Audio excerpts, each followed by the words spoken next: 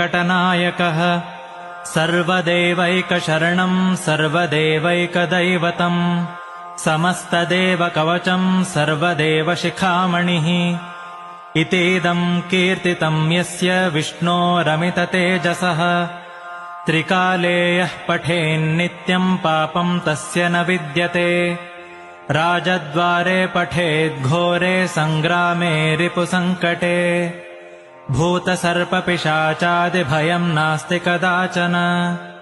अपुत्रो लभते पुत्रान् निर्धनो धनवान् भवेत् रोगार्तो मुच्यते रोगात् बद्धो मुच्येत बन्धनात् यद्यदिष्टतमम् लोके तत्तत्प्राप्नोत्यसंशयः ऐश्वर्यम् राजसन्मानम् भक्तिमुक्तिफलप्रदम् विष्णोर्लोकैकसोपानम् सर्वदुःखैकनाशनम्